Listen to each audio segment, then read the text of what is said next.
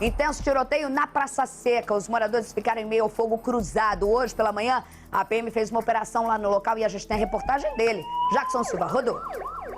Nas ruas do complexo da Praça Seca, o clima ainda era de medo. Ontem, quando eu cheguei, do nada começou um tiroteio, entendeu?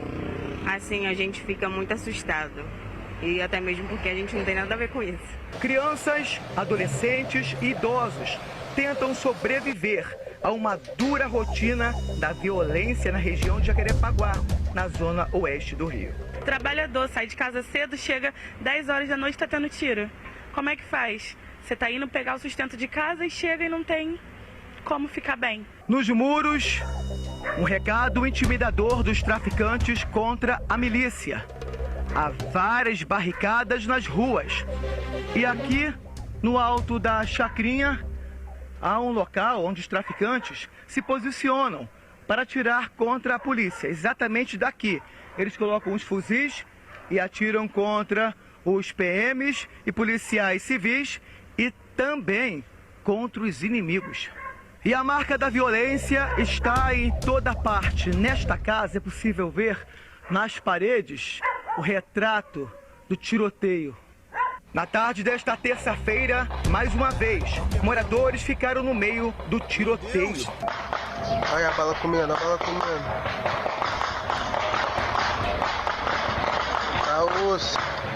Tá osso. Um trabalhador. Eita, passou pertinho aqui, hein? Algumas comunidades eram controladas pela milícia, mas os paramilitares perderam o território. Essa senhora passa no meio do armamento pesado. Nos muros, o recado dos traficantes: nossa guerra é com a milícia. À noite, a situação ficou ainda pior. O som da guerra foi o reflexo da disputa pelo controle das comunidades de Jacarepaguá. Quebrando. Meu Deus! Traficantes passaram a controlar a favela da Chacrinha, que antes era dominada pela milícia. Dezenas de comunidades da região foram invadidas pelos bandidos. Segundo o Serviço de Inteligência da Polícia Militar, bandidos do Complexo da Penha, que fica na zona norte da cidade, estão reforçando o arsenal para ajudar os comparsas que estão no Morro do Fubá, em Campinho, e outras comunidades da região. 5 homens foram presos. Com eles, os PMs apreenderam 3 fuzis e 2 coletes à prova de balas, além de granadas e 2 aparelhos de telefone celular.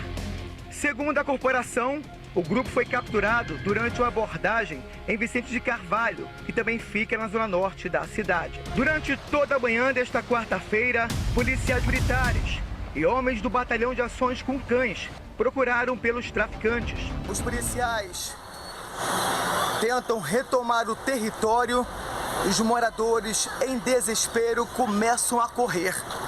Veja só, esse homem que corre para se proteger e outros ficam no comércio. Aos poucos, os policiais militares vão tomando o território na comunidade da Chacrinha. Apesar da presença da polícia, os moradores dessas regiões ainda sonham com um futuro de paz. Reforçar mais, cuidar mais daqui da população, né? Porque a gente mora em comunidade que a gente tem que ficar largado. Então tem que trazer mais as pessoas para cá para cuidar da gente. Nós vamos voltar ao QG da PM, onde está Jackson Silva. Jackson tem mais informações. Acompanha essa operação, Jackson.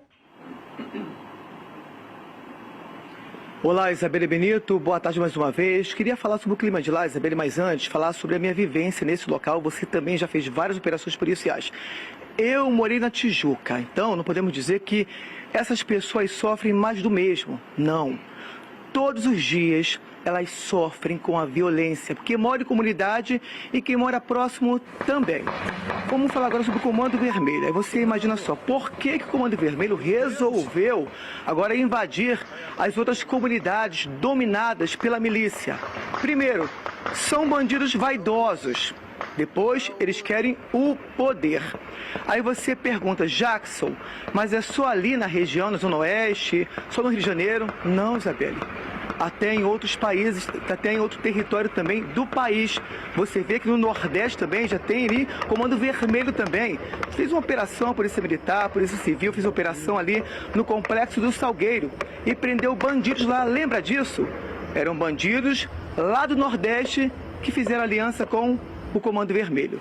Sobre o clima na região, hoje ali na Praça Seca, os moradores estão acuados, realmente com medo, né? Falei com alguns moradores. Imagina só, você sai do trabalho, volta para casa e deita no chão para se proteger. É uma realidade, gente. É uma realidade. São moradores que tentam voltar para casa e deitam no chão, porque tendo, ó, tiroteio, bala voando pela sua cabeça. Vamos só falar com o Coronel, o Sepúlveda, comandante do Batalhão de Jacarepaguá. Coronel, muito obrigado pela sua participação. Estivemos lá hoje.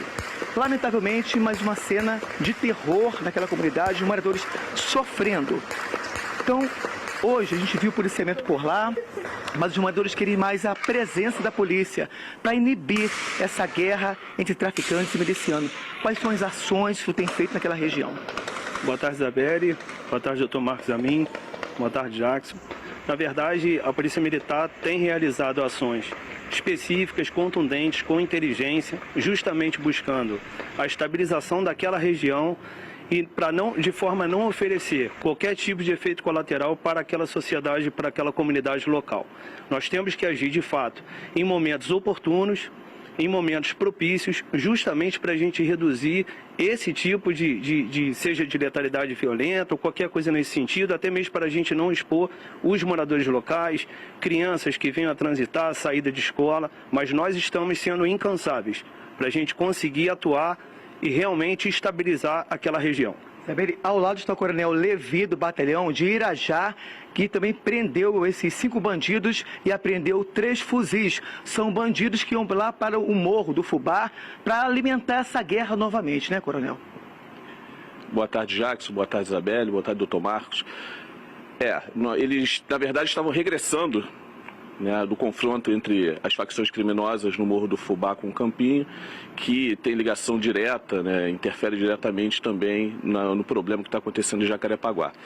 Eles estavam regressando e foram interceptados por uma operação policial nossa, não ofereceram resistência. Na delegacia até confirmaram que sabiam que morreriam todos se tivessem oferecido resistência, e foram presos. Lamentavelmente, 3 são menores, né? A gente vê essa mazela que assola a sociedade com o tráfico recrutando menores para a sua fileira sua linha de frente. Tudo isso aconteceu, Isabelle, por que o Comando Vermelho cresceu e tentou invadir essas comunidades? Logicamente, já tinham esse plano, né?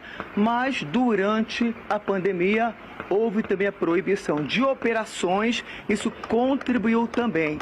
Isabelle Benito, os coronéis estão à sua disposição. Eu vou agradecer aos coronéis aqui, a gente está olhando as imagens, realmente eu e o doutor Marcos tem uma rajada de tiro aí, o doutor Marcos falou fuzil, Belli, que eu fiquei tão impressionada.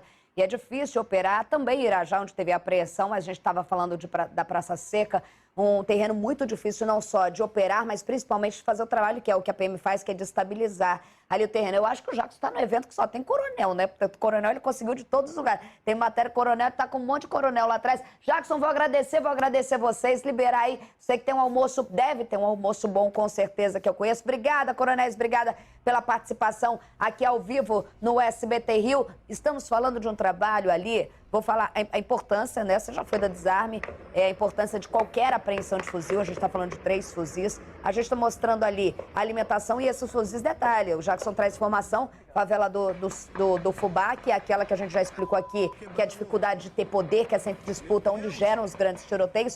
Esse trabalho não só de estabilizar a área feita pela PM, mas de investigação feita pela Civil para conseguir dar o bote. Porque uma imagem como essa a gente vê, acha até o puro suco do Rio de Janeiro, mas é a tristeza do trabalhador que tem que deitar no chão, né, doutor Marcos? Tem que ter um trabalho de sinergia, né? Exatamente, Isabelle, não está só com 2 coronéis, mas com a fina flor do coronelato da Polícia Militar. 2 coronéis atuantes que foram colocados justamente no batalhão de Irajá e no batalhão ali de Jacarepaguá 18º. para fazer uma contenção, se é assim que a gente pode dizer, nesses avanços Nesses avanços do que a Comando gente tem Vermelho visto. em relação à disputa de território que já vem durando alguns anos ali.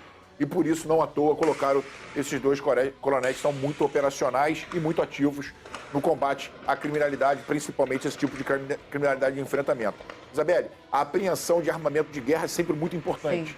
Né? E mais importante ainda são essas atuações, tanto agora do 41, né, do 41º DP, 41º Batalhão e também do 18º Batalhão, para poder, no mínimo, aplacar, acalmar o território, acalmar esse tipo de enfrentamento que já vem se arrastando por algum tempo naquela região E num da avanço Zona Oeste. muito grande, perdão, num avanço muito grande de Jacarepaguá, que eu fiz a denúncia, que eu falei aqui, eu fiz a denúncia, fui a primeira a falar na minha coluna, e eu mesmo pequei de não, eu não vou me contentar de falar que eu pequei, mas de não repercutir a minha própria coluna, que muitas vezes a gente repercute a dos outros, que fiz a primeira denúncia da Gardênia, não poder mais ser chamada de Gardênia Azul, e ontem a gente teve a confirmação da polícia com a morte de que até galão de água tem que ter selo agora vermelho por causa do Comando Vermelho. Então essa contenção rápida, do avanço rápido, é importante a gente ver a atuação da Polícia Civil e da Polícia Militar, e a importância que o doutor Marcos falou sobre